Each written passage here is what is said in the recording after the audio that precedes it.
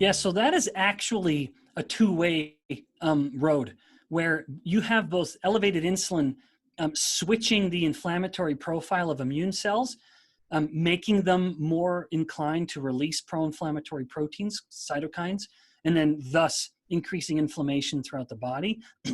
But so that goes that direction, insulin resistance to exacerbating inflammation.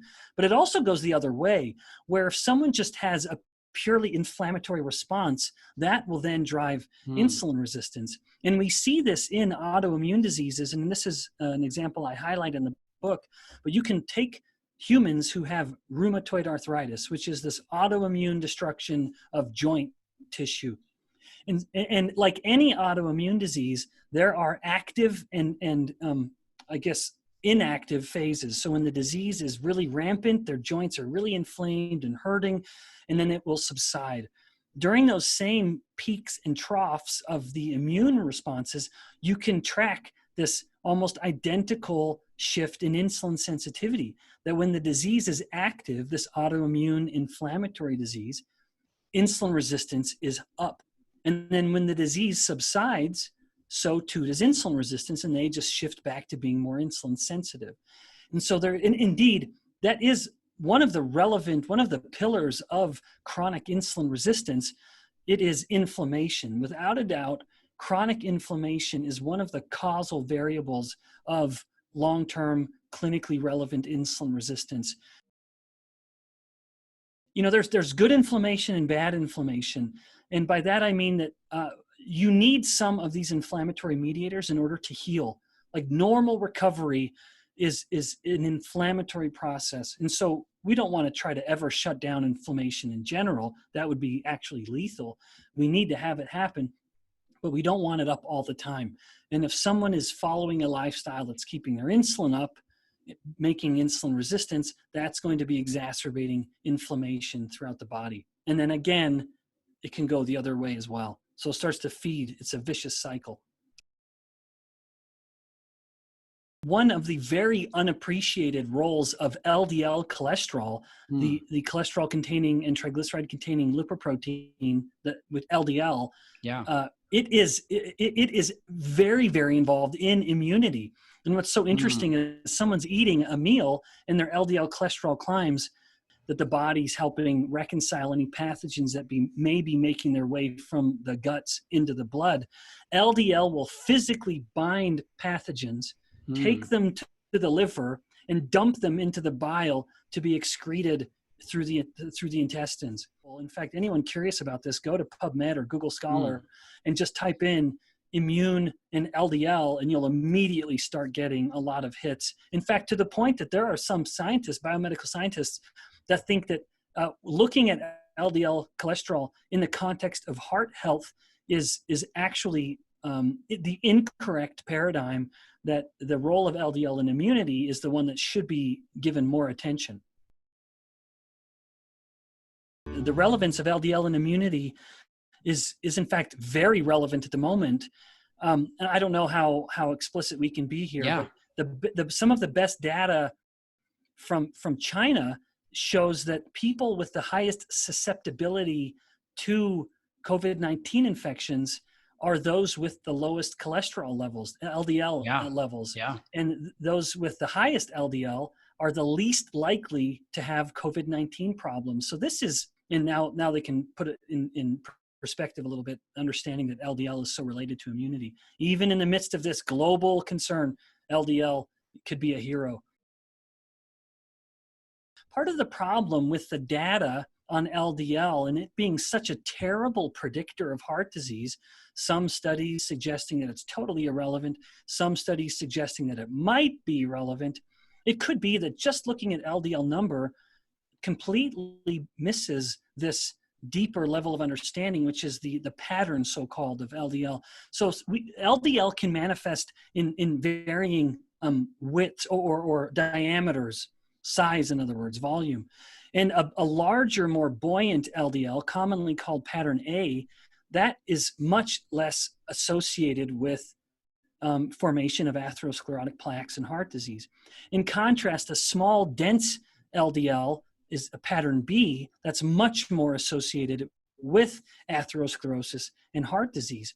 Now, what's interesting is that as much as we look at LDL as being manipulated through dietary fat, that isn't going to be the main variable that changes the pattern of the LDL. And this has been done. Volek and Finney, some of the legendary low-carb scientists, they found that they could take people who were LDL pattern B, the apparently more atherogenic form of LDL, and push them towards pattern A by cutting the carbs and focusing more on fat. It made the LDL more buoyant and less, we suppose, less atherogenic. If someone's looking at their LDL number from a conventional blood panel after a doctor's visit, they won't know what type of LDL they have. It's very rarely measured, but you can do it. If someone wants to get an idea of their LDL pattern, then they can look at two other lipid markers that have value beyond the LDL pattern. They can also even indicate insulin resistance, and that is the triglycerides and the HDL cholesterol. If anyone listening, go look at your blood panel, and if it's in the units would have to be milligrams per deciliter to do this, but it's if your triglycerides divided by your HDL cholesterol is lower than about 1.5, that's a good sign. Mm-hmm. That means two things: that you're likely more of an LDL pattern A, and that you're likely insulin sensitive. In contrast, if your triglyceride number divided by your HDL number is higher than around 1.5, that's a bad sign. You're likely more pattern B, LDL, and you're likely insulin resistant. Yeah, it's a good analysis. So basically, if your HDL, typically you're looking at that over 50. You want that to be over 50. And let's say your triglycerides were 75, your HDL was 60. That would be a good ratio because that's less than 1.5, as opposed to if your triglycerides were 150 and your HDL was 60. Now that's, like a 2.5 ratio, yep. Triglyceride HDL ratio. It's a sign of insulin resistance there. If someone has hypertension, like typical hypertension where there's no known aggravating cause, there's no like obvious endocrine defect or kidney defect, I submit it's a very safe bet. Insulin resistance is the cause of most instances of primary hypertension, which is the most common form of hypertension. So anyone listening, if they have hypertension, it's probably insulin resistance. Insulin resistance has a really phenomenal and even broad effect on causing hypertension from the level of the kidneys and even including the nature of the blood vessels themselves, the caliber, the width or diameter of the blood vessels. But high insulin will stimulate a different hormone called aldosterone to be oversecreted or overproduced. And aldosterone tells the kidneys to retain salt, like you said, and then where salt goes, water goes. So the person is basically, they have too much water in their blood. And if they have too much water, that means the volume of their blood is too high. And as volume goes up of blood, then pressure follows it. That's just fundamental physics. So the pressure is higher just because they have too much water. And the kidneys are just waiting to dump this water, but they can't because insulin won't let them. But this phenomenon is so acute that someone can lower their insulin by just making dietary changes within just one day, and they will find that their blood pressure will go down, their systolic blood pressure, the first number, it'll go down like 10 or 20 points in a day just by following a diet that will lower their insulin. And so that's a very rapid effect. Another one I'll mention is that insulin will increase, insulin resistance will not allow insulin to facilitate the dilation of blood vessels. So in a normal blood vessel, insulin, one of its effects, and there are many, insulin will come to the blood vessel wall and it will bind the what's called the endothelial cells, the cells that are the innermost cells lining the blood vessel. And it will induce the production of a molecule called nitric oxide. And this little molecule will then cause the smooth muscle around the blood vessel to relax, and then the blood vessel will dilate.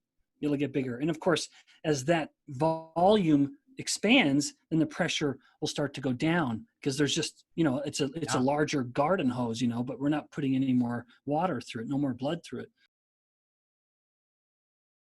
Now, however, in insulin resistance, those endothelial cells become insulin resistant. And so insulin is not as capable at inducing vasodilation. And so when blood vessels should have dilated, now they stay constricted.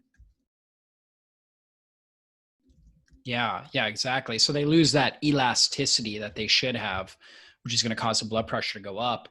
And, typically in our society, when people have high blood pressure, they're told to be on a low salt diet. They're not really getting to the root cause. They're trying to treat it downstream because it's not a salt issue. It's an insulin issue. So we need on a low insulin diet, like you were talking about, will actually help the kidneys to be able to get rid of that extra water. And oftentimes, when people go on a ketogenic diet, low carb diet, or when they're fasting, they actually need to take in more salt. They need to be a little bit more intentional about getting the electrolytes, because their body starts losing and excreting so much of it. In fact, David, I'll add to that. One of the unintended consequences of this kind of broad scale war on salt is that when you restrict salt, you can actually cause insulin resistance. This is a phenomenon documented in humans. When you're restricting salt so heavily, salt is so essential to human function that the kidneys are going to start doing anything they can to conserve whatever salt we have in our blood at the moment. And one of the mechanisms the kidneys will do, one of the processes the body will utilize, is increasing insulin to increase kidney salt retention. So insulin's helping the kidneys get more miserly, because in this case, the body is desperately holding on to whatever salt it can. And that chronic increase in insulin will start to drive insulin resistance, because chronically elevated insulin is arguably the most fundamental cause of insulin resistance. So my point being, one of the unintended consequences of salt restriction is actually causing insulin resistance. Yeah, so the mitochondria are the so-called powerhouse of the cell.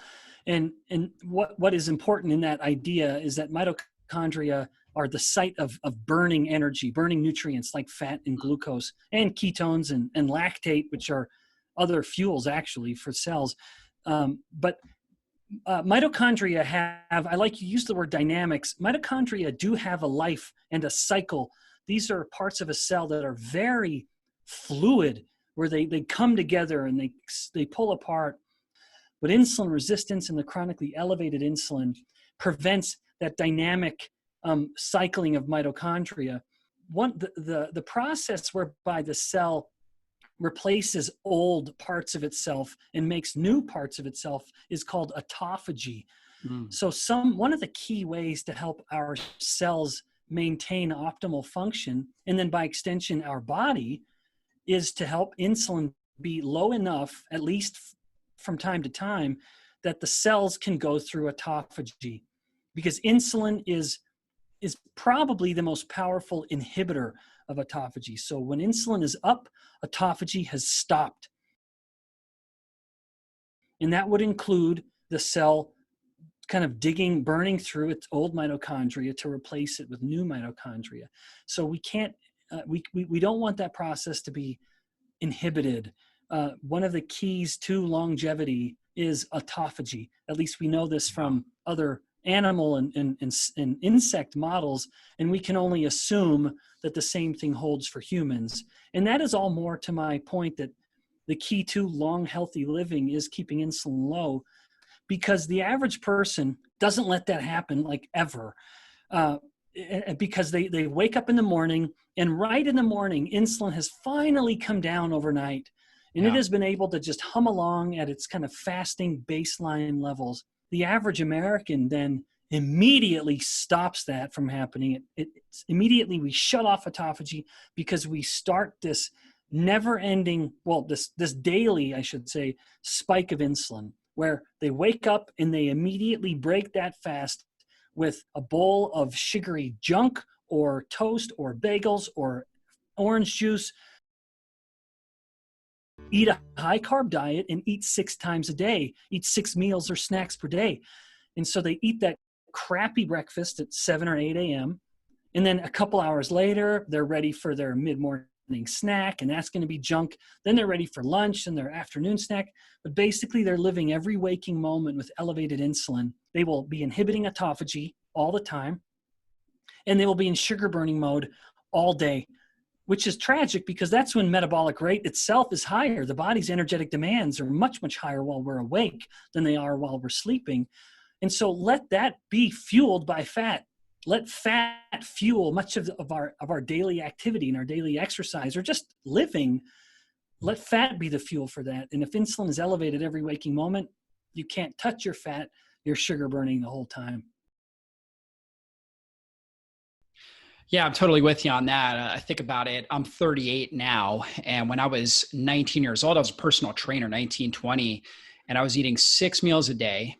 And just, I thought I had to do it to maintain my muscle mass.